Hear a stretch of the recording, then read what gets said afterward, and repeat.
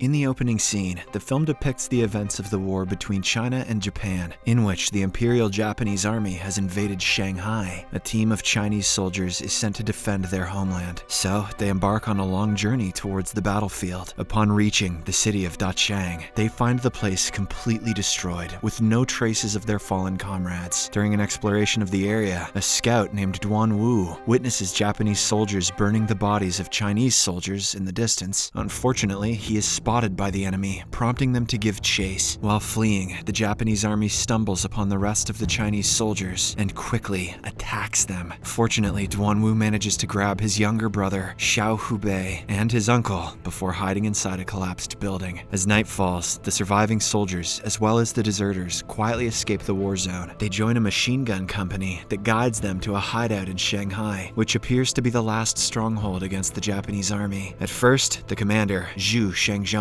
refuses to work with the deserters and decides to eliminate them. However, Lieutenant Colonel Shi Jinyuan recognizes the need for a larger force in the war and assigns the deserters to fortify the area outside. In the midst of their tasks, Duan Wu approaches Colonel Ji and clarifies that they are not deserters, explaining that their squad was attacked. However, the colonel doesn't listen to him and sends him away. Later that night, while the deserters are working, they notice a group of refugees seeking shelter. They enter the international settlement, which is under British control. Duan Wu's uncle attempts to join the crowd secretly in hopes that he'll be safe there. However, he is turned away due to his military attire, as soldiers are not permitted entry. Back at the hideout, the soldiers are captivated by the enchanting voice of a woman singing from a building across the river. This serves as a poignant reminder that even during desperate times, music always prevails, and so do boobs. Meanwhile, the younger brother, Hubei, becomes friends with a boy named Qi Yu, who is of similar age. In another part of the hideout, the deserters in the basement stumble upon a hidden passage leading to a stable housing a white horse. One of the deserters releases the horse, causing it to gallop uncontrollably within the hideout. Fortunately, Qi Yu manages to calm the horse by whistling.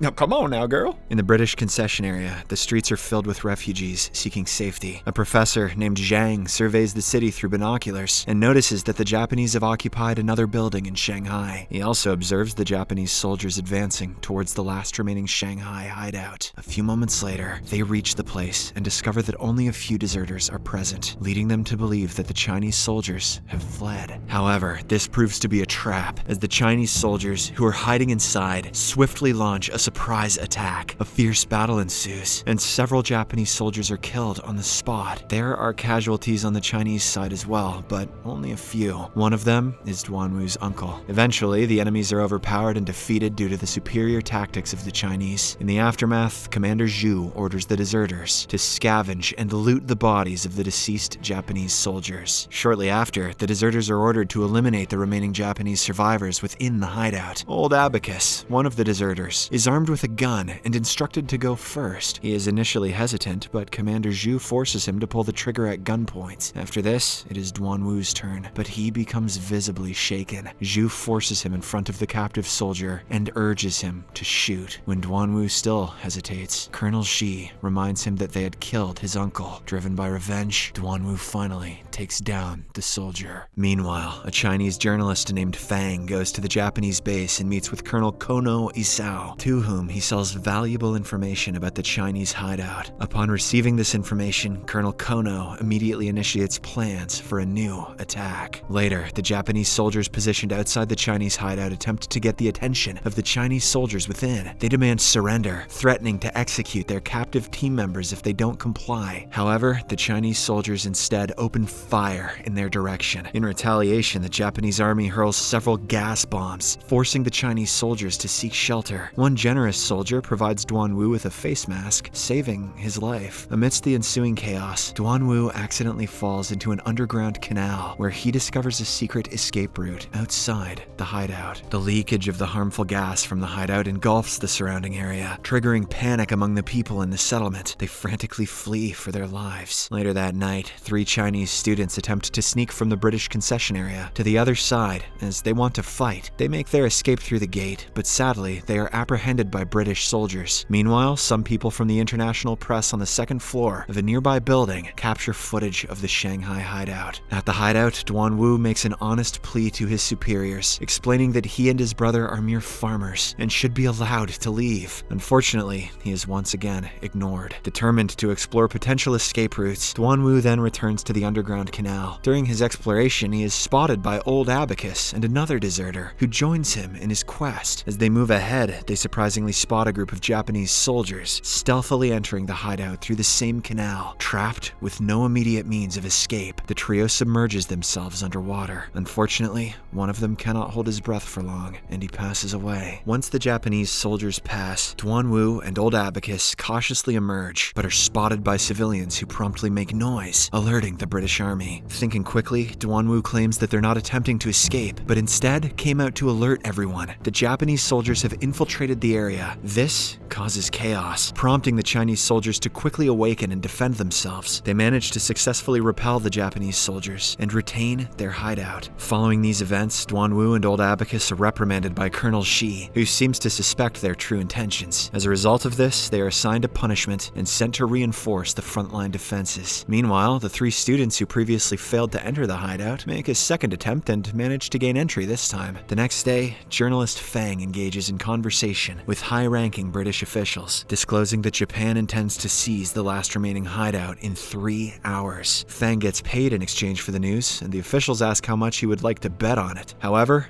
Fang doesn't seem to be interested in it, so he simply walks away. After a few hours, the Japanese soldiers launch their attack on the hideout, prompting the Chinese soldiers to make a valiant stand in defense of their territory. Desperate to bolster their forces, the Chinese soldiers distribute weapons to the deserters, and even the students, compelling them to join the fight against the Japanese troops. Then, a fierce and deadly battle erupts between the two sides, resulting in the loss of numerous lives. In a strategic move, the Japanese soldiers use a crane to demolish a section of the building's wall. Responding to this, the Chinese soldiers adapt by employing gas tanks instead of conventional grenades. As the battle escalates, the three students, who were initially eager to participate in the war, now become scared and desperately search for a place to hide. Tragically, one student dies when a grenade detonates nearby, and another is shot and injured. As all this is happening, Hubei peeks through the window and catches a glimpse of the majestic white horse galloping by. This gives him a moment of happiness, and so he innocently tells his friend Qiyu to do the same. Unfortunately, as soon as Qiyu peeks through the window, he is shot in the head and killed. The old look at the horse prank gets him every time. On the other side, the Japanese soldiers construct shields and attempt to breach the building's wall. Alerted to this plan, a Chinese soldier reports it to his superior. The soldier then wraps himself in explosives and leaps off the building, killing several of the enemies. Although he passes away himself, he gives his men a solid chance to defend their territory. Inspired by this act of bravery, more Chinese soldiers follow suit, sacrificing their lives to preserve their land. Soon, the nearby civilians also decide to volunteer their help. Disguised under a Nazi flag, they attempt to deliver a telephone wire to the hideout. However, their progress is hindered by a Japanese sniper positioned at a distance, who cruelly fires at them. Despite the danger, a group of determined civilians forms a line, willing to risk their lives to transport the cable roll across. Among them is a staff member of a casino, who manages to cross the bridge despite facing a barrage of gunshots. Upon reaching the end of the bridge, he hurls the cable towards the Chinese soldiers, but gets killed in the process. With this sacrifice, the Chinese soldiers inside the hideout are able to establish communication with the city. Afterwards, a group of journalists, including Fang, successfully enter the hideout to gather information regarding the situation. Among them, a journalist named Jiang Jing documents the soldiers' heroic defense of the hideout for a remarkable 3 days. She interviews Colonel Shi, inquiring about the remaining number of soldiers inside the hideout, to motivate the Chinese people and to let the world know that they are strong. The colonel deliberately inflates the figure, stating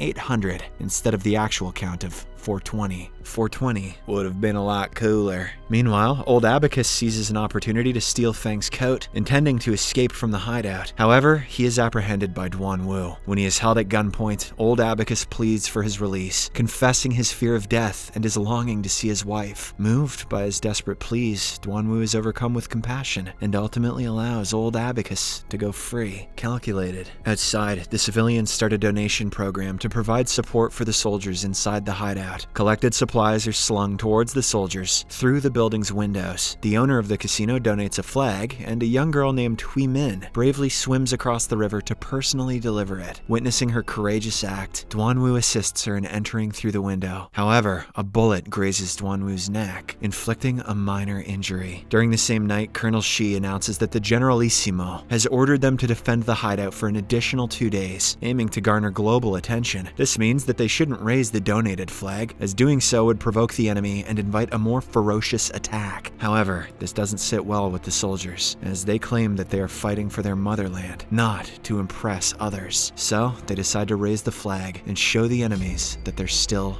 fighting. The following morning, all the Chinese soldiers gather on a rooftop and the flag is slowly hoisted as Colonel Shi delivers an inspiring speech. The soldiers are met with cheers from the civilians. However, soon after, the Japanese dispatch a fighter jet that begins firing at the Chinese soldiers, resulting in a devastating loss of life. Despite the onslaught, the soldiers valiantly fight to keep the flag from falling. At one crucial moment, Duanwu takes aim at the enemy pilot but narrowly misses. After 10 minutes of continuous onslaught, the Japanese forces finally retreat. In the aftermath, we learn that Duanwu has been shot in his abdomen. In his final moments, he requests Colonel Shi to take a photograph of him for his brother, Hubei. The following morning, Colonel Kono arrives on a black horse to hold a discussion, prompting Colonel Shi to mount the white horse and meet him. Recognizing that the Chinese will soon receive orders to retreat, Colonel Kono suggests engaging in an honorable battle between them before he is replaced, emphasizing that it will be their final fight. Colonel Shi agrees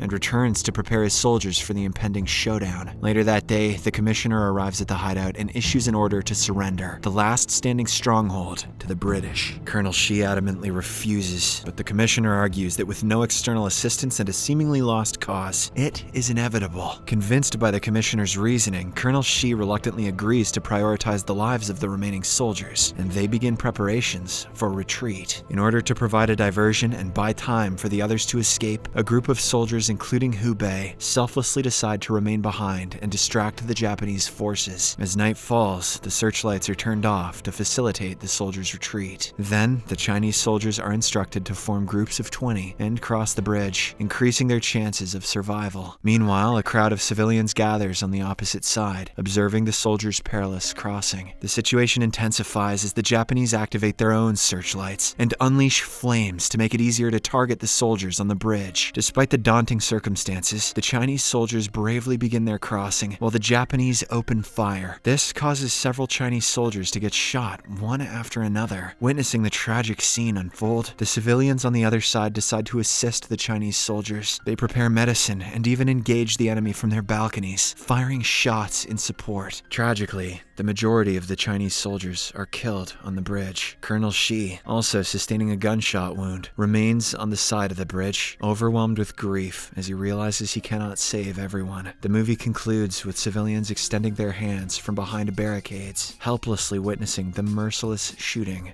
of the soldiers.